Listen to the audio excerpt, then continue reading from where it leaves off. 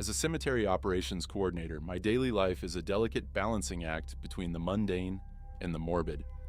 Paperwork piles up alongside the grief of families who come to me in their darkest hours. It's a job that requires a strong stomach and an even stronger heart as I guide people through the final arrangements for their loved ones. Recently, I met a man named Louise, a deeply spiritual man in his early 30s, with a thick accent that matched the weight of his sorrow. His father, who was in hospice care, didn't have much time left, and Louise had come to purchase a plot for him. When Louise sat down in my office, I could see the pain etched into his face, the heavy burden of impending loss. There was a quiet, unspoken understanding between us, as if we both recognized the gravity of the moment. He showed me pictures of his father, a kind-looking man with a gentle smile that made him seem far too young to be taken from his family so soon. Despite the somber reason for our meeting, there was a connection between us, a shared human experience of mortality.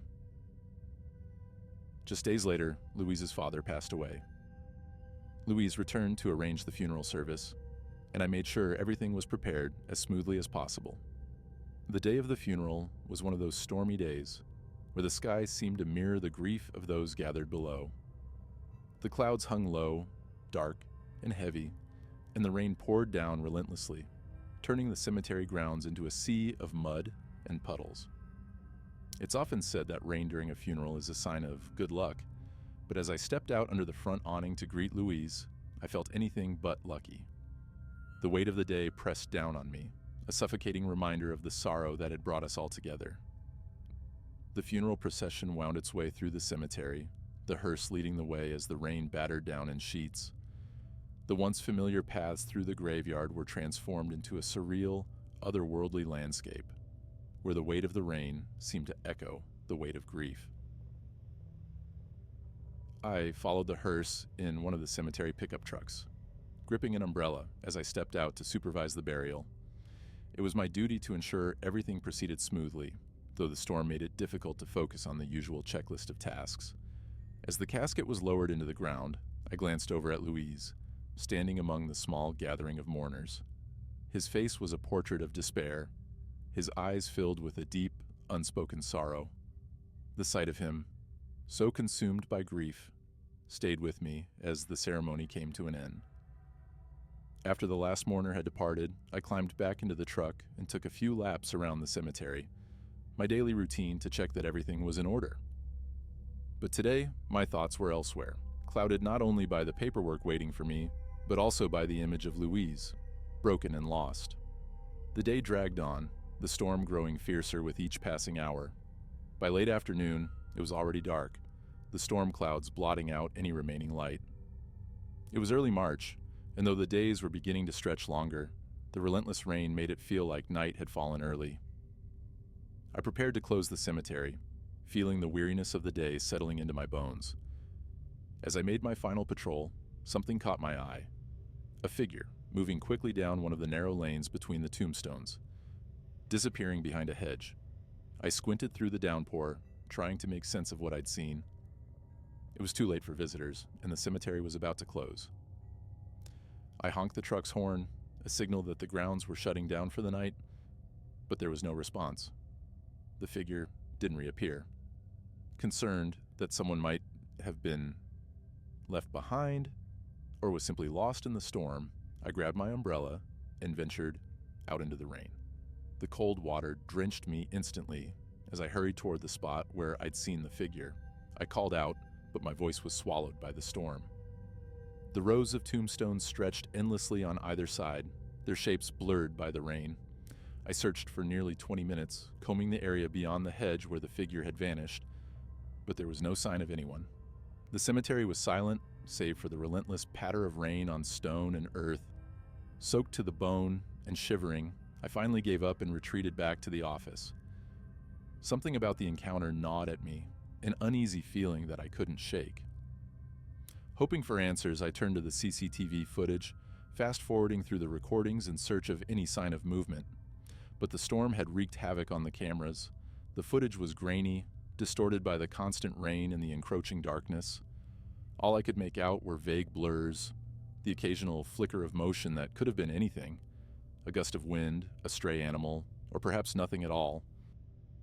I sat there, staring at the screen, a growing sense of dread settling in my chest. I wanted to dismiss what I'd seen, to chalk it up to the storm and the stress of the day.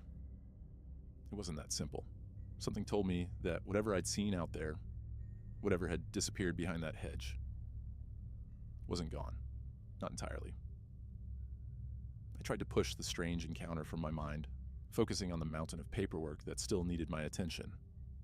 But the harder I tried to concentrate, the more my thoughts drifted back to that figure I'd seen, or imagined, in the cemetery. My mind felt like it was unraveling, the events of the day weighing heavily on me. I was just beginning to lose myself in the monotonous rhythm of filling out forms, when a sudden, loud slam echoed through the empty building. I jumped from my chair, my heart hammering in my chest. The sound had come from the front door to the visitation room. It had slammed shut with a force that shook the walls. Instinctively, I called out, my voice shaky, expecting that the person I'd seen earlier had somehow found their way inside, maybe seeking shelter from the storm. But as I stepped into the lobby, my calls were met with silence. The door was closed, but there was no one there, no sign of anyone having been there at all. A chill crawled up my spine as I peered out of the windows, hoping to catch a glimpse of whoever or whatever had caused the disturbance. I scanned the cemetery, my eyes darting between the darkened rows of tombstones and the rain-soaked paths. And then, through the sheets of rain, I saw him. Staring back at me from the other side of the glass was an older Hispanic man, his expression blank and unblinking. My breath caught in my throat, my body frozen in place. As the recognition washed over me, dread tightened its grip on my chest. It was Louise's father, the same man who had been buried just hours before, now standing outside my office window, gazing at me with eyes that seemed to pierce through the storm. Panic surged through me. I bolted for the door, my mind reeling, desperate to find some rational explanation. I burst outside into the downpour, the cold rain stinging my skin as I rushed to the spot where I had seen him. But when I got there, he was gone. The man had vanished into the night, as if he had never been there at all. I stood there, drenched and trembling, my thoughts spinning in 1,000 directions. The rain pounded relentlessly, but I couldn't move, couldn't process what I had just witnessed. It was impossible. And yet, I had seen him, his face, so clear, so unmistakable. Finally, I forced myself to retreat back inside, my body moving on autopilot as I packed up my things with shaking hands. I locked the office doors, each click of the key in the lock feeling final, like sealing away something I couldn't understand. I didn't stop until I was back in my car, the gate closed and locked behind me, driving home through the storm with my mind racing. That night, my wife noticed my silence immediately. She asked me what was wrong, her concern evident, but I couldn't bring myself to tell her. How could I? How could I explain what I had seen without sounding mad? So I mumbled something about a long day at work and went to bed, hoping sleep would bring some clarity. But even as I closed my eyes, the image of that man's face, Louise's father, was etched into my mind, haunting me, refusing to fade. I told myself it was just stress, that I was overworked, that my mind had played tricks on me after such an emotional day. But deep down, I knew better. The memory of that night, of that impossible encounter, lingers with me still. No matter how much I try to convince myself otherwise, I can't shake the feeling that what I saw wasn't just a figment of my imagination. It was real, and it was something I can't explain, something that defies all reason. And that is what terrifies me the most.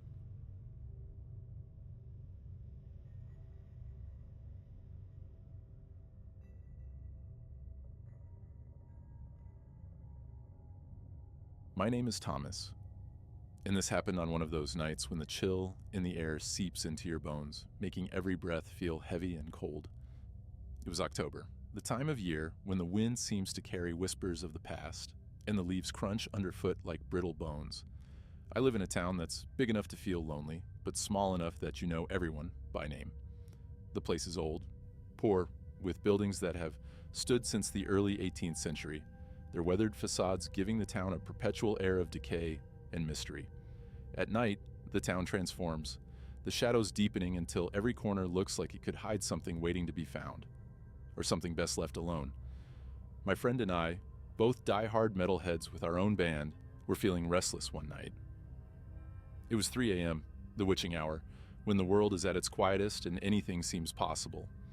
We knew heading out that late in a town like ours wasn't exactly smart.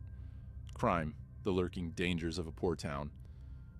But we were young, invincible, and in search of something to break the monotony. After driving around aimlessly, blasting our music into the empty streets, we decided we needed something more, a thrill to match the eerie ambiance of the night.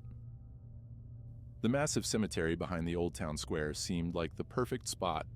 It's a sprawling place, split by a highway that divides it into two vast sections, each side stretching across about 20 acres of land. But we weren't interested in the newer part, with its neatly kept lawns and modern headstones. We wanted something older, something with a story to tell. So, we headed for the older section of the cemetery, separated from the rest by a rusting iron fence and a gate that creaked ominously as we pushed it open. The graves here were ancient, their inscriptions worn smooth by time, and the stones covered in a thick layer of moss. We wandered among them, our flashlights casting long, flickering shadows as we tried to make out the names of those buried beneath our feet. We took a few pictures, more out of boredom than anything else, knowing it was a bit disrespectful, but not really caring. After all, these graves were over a century old. No one alive today would be upset. And as for the dead, well, they had been silent for a long time. After about an hour of wandering through the graveyard, reading names worn down by time and taking pictures of the weathered tombstones, we found ourselves beneath a giant pecan tree. Its twisted branches reached out like skeletal fingers, casting long shadows in the dim light of our flashlights. The air was thick with the scent of earth and decay, and the wind rustled through the leaves, creating a soft, eerie whisper. We sat down, letting the strange stillness of the place settle around us. That's when we heard it. A sound that didn't belong, not in a place like this. A little girl's laugh, high-pitched and innocent, yet somehow completely out of place in the dead of night, in the middle of a cemetery. It was close. Too close. As if she was standing right beside us. I tried to rationalize it, telling myself it must be a toy left on a child's grave. Maybe one of those motion-activated ones that play a sound when someone gets near. It was a comforting thought, one that I clung to, even though deep down, I knew it didn't make much sense. We weren't the type to scare easily, so we just laughed it off, making jokes about how creepy it was. Then went back to our conversation, trying to shake off the unease that had settled in the pit of my stomach. But the feeling lingered. That prickling sensation at the back of my neck, like eyes were boring into me from somewhere unseen. I shrugged it off, convincing myself it was just the atmosphere getting to me. After all, we were in a cemetery, a place where the dead outnumber the living. It was only natural to feel a bit uneasy, right? That's when my friend leaned in, his voice low, almost a whisper. "Hey, do you see that?" he said, nodding toward a small wooded area just beyond the fence, where the trees clustered together in a dark mass. I squinted, peering into the shadows, and my heart skipped a beat. There was something or someone moving between the trees, just at the edge of the light. A dark figure, too tall to be a child, yet too indistinct to be anything solid. We both stood up, our unease turning into a cold dread that gripped us by the throat. The laugh echoed again, that same innocent giggle, but this time it was distorted, almost mocking. The sound of leaves crunching followed, deliberate like footsteps, slow, measured, and getting closer. The realization hit us both at the same time. We weren't alone. Something was out there, something that didn't belong. and it was getting closer. Without another word, we bolted, not caring where we were running, just desperate to get away from whatever was lurking in the shadows, following us with that eerie laugh that seemed to grow louder with every step. That was it.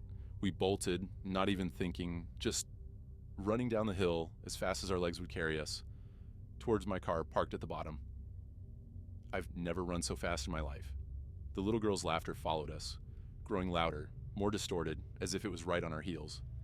It felt like a nightmare, where no matter how fast you run, something is always right behind you, reaching out, ready to pull you back. We didn't stop until we reached the car, our breath coming in ragged gasps. We scrambled inside, slamming the doors shut, and as soon as we did, the laughter and footsteps stopped, leaving only the sound of our heavy breathing and the blood pounding in our ears. My hands were shaking as I fumbled with the keys, jamming them into the ignition and starting the car. I didn't even bother to check the road before pulling out onto the highway, tires screeching as I narrowly avoided another car. We drove in silence, the reality of what just happened settling in. The adrenaline that had kept us running now left us feeling drained, almost numb. We didn't say a word until we reached the nearest gas station, the only one open at that hour. It was a small, dingy place, but the bright lights felt like a refuge after the darkness of the cemetery. We got out, still shaky, and decided to check the back of the car. We'd both been haunted by the idea that someone, or something, might have followed us, might have gotten into the car without us knowing. When we walked around to the back, that's when we saw it. The back doors were wide open. I know for a fact we never opened them. There had been no reason to. But there they were, hanging open like a mouth ready to swallow us whole. I felt a cold shiver run down my spine as I peered inside, expecting to find I don't even know what. But the back seats were empty. Nothing there, no sign of anyone or anything. Still, the fact that those doors had been opened was enough to send us both into a full-blown panic. I slammed them shut, not even bothering to check them again, and we jumped back into the car, peeling out of the gas station like we were being chased all over again. Even now, I can't explain what happened that night. I don't know if we overreacted, if it was just our minds playing tricks on us, or if something truly sinister was following us. All I know is that every time I think about that night, I get that same feeling, like something is lurking just behind me, waiting for the right moment to strike. It's a feeling I can't shake, and I'm not sure I ever will.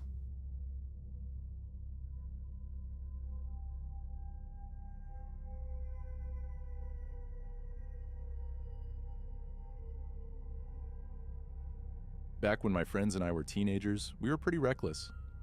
It was the kind of stupidity that only comes with being young and thinking you're invincible.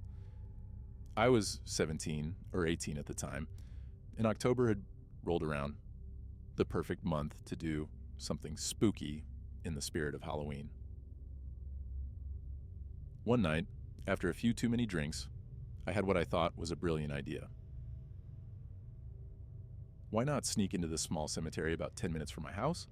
It was a place we'd all heard stories about, but no one had ever actually dared to visit after dark. My friends, Jack and William, were immediately on board. Jack, the responsible one, didn't drink, so he became our designated driver for the night. But William and I, well, we were the masterminds behind this ridiculous plan. It was a little past midnight when we finally arrived. Jack parked the car in a desolate lot across the street from the cemetery, and we sat in silence for a moment, staring at the looming gate ahead of us. The whole area was dead quiet, not a soul in sight, which only added to the eerie atmosphere. We scanned the surroundings, making sure we were alone, then hopped the fence into the cemetery. As soon as we landed on the other side, the air seemed to change. It was colder here, the kind of cold that settles in your bones. The moonlight barely broke through the thick canopy of trees, casting strange shadows that made it hard to see more than a few feet ahead. We switched on our iPhone flashlights and began to make our way through the rows of old, weathered headstones, the beams of light slicing through the darkness. There didn't seem to be any security in sight. No cameras, no guards, nothing to stop us from exploring. The place felt abandoned, forgotten by time. Feeling a little braver, we decided to split up, figuring it would be more fun that way. Jack stuck close to William, probably a bit uneasy about the whole situation, while I wandered off on my own, eager to catch something creepy on camera. After all, this was supposed to be the night we'd finally have a good ghost story to tell. With my phone's flashlight casting an eerie glow over the ancient headstones, I tried to capture the unsettling atmosphere of the cemetery. The night air felt heavy, almost suffocating, as if it carried the weight of countless untold stories. The only sounds were the crunching of leaves underfoot and the occasional rustle of wind through the trees. It was the perfect setting for a scare. As I wandered further, I noticed that William and Jack had disappeared from view, their flashlights no longer visible in the distance, but I wasn't too concerned. The cemetery wasn't that big, and I figured I'd find them soon enough. Besides, I was too focused on getting some creepy footage, imagining how we'd laugh about this later, over beers. I glanced down at my phone, checking the screen to see what I'd captured so far. That's when I saw her, a woman in a white gown, her long gray hair hanging lifelessly around her face, standing completely still among the headstones. She was looking down at the ground, her posture unnervingly rigid. I immediately looked up from my phone, expecting to see her, in the flesh, just a few feet away. But she wasn't there. The space where she should have been was empty, just a cluster of old graves and overgrown weeds. My heart began to pound in my chest, a cold sweat forming on the back of my neck. I tried to calm myself, thinking maybe I'd imagined it, a trick of the light or the shadows playing with my mind. But when I looked back at my phone, she was still there, as clear as day, except now she was staring directly into the camera, her hollow eyes locking onto mine through the screen. I froze, my breath catching in my throat. There was something deeply wrong about the way she looked at me, something that made every instinct scream to run. I quickly glanced up again, but just like before, there was no one there. The headstones were silent, undisturbed. My pulse raced, and I looked back at the screen, hoping she would be gone. But instead, she was closer now, her face still locked on mine, her expression unreadable, yet terrifying in its emptiness. And she was moving toward me, though her feet didn't seem to touch the ground. It was as if she was floating, gliding silently through the air, inching closer with every second. Panic surged through me. This wasn't a prank. This wasn't something that could be explained away. I turned on my heel and screamed for William and Jack, my voice cracking in fear as I bolted back toward the fence. The screen in my hand showed the woman getting closer, her lifeless eyes never leaving mine, even as I ran. Minutes later, William and Jack finally showed up at the car, both looking a little irritated, probably thinking I had bailed on them as part of some dumb prank. But when they saw the panic on my face, their expressions quickly shifted from annoyance to concern. My hands still trembling as I opened the video and handed it to them. "Just watch this," I muttered. They huddled close together, staring intently at the screen as the video played. I watched their faces closely, waiting for the moment they'd see her. It didn't take long. The second the woman in white appeared on the screen, both of them froze, their eyes widening in disbelief. William's face went pale, and Jack's mouth hung open, his eyes darting from the screen to the dark cemetery behind us, as if he half expected her to appear again. We watched in silence as the woman slowly lifted her head, her dead eyes locking onto the camera, onto me. Then, just as I remembered, she began to move toward the camera, her body gliding forward in that unnatural, floating motion. We could only watch for a second or two before I began screaming in the video, the camera shaking wildly as I sprinted away. Jack quickly paused the video, the silence in the car suddenly deafening. No one said a word for what felt like an eternity. "What the hell was that?" William finally whispered, his voice barely audible. "I don't know," I admitted, my voice trembling. "But that wasn't just some woman wandering around a cemetery at night. I couldn't see her, not in real life. Only through the screen." Jack shook his head, trying to make sense of it. "Maybe it was just some glitch or something. I mean, it has to be, right? There's no way—" William didn't say anything, He just stared at the phone, his face still pale, his eyes wide with fear. We all wanted to believe it was just some weird coincidence, a trick of the light, or even a prank. But deep down, I could tell they were just as shaken as I was. I still have that video saved on my old iPhone 4S. The problem is, the damn thing won't turn on anymore. Every time I try, it just gets stuck on the Apple logo, refusing to power up completely. I've been too afraid to reset it, too afraid to lose that video forever. Part of me wants to just forget it, to let the phone die and take that memory with it. But another part of me can't let go, can't stop thinking about what I saw, what I felt in that moment. William and Jack keep telling me it was just some woman who happened to be there that night, that it was all a misunderstanding. But I know what I saw. And I know that whatever that thing was, it wasn't human. I never believed in ghosts or the paranormal before. Always thought it was just a bunch of stories people told to scare each other. But now I'm not so sure. I've stopped visiting cemeteries, even during the day. And every October, when Halloween rolls around, I can't help but feel a chill run down my spine. A reminder of that night. Because I can't shake the feeling that she's still out there, waiting.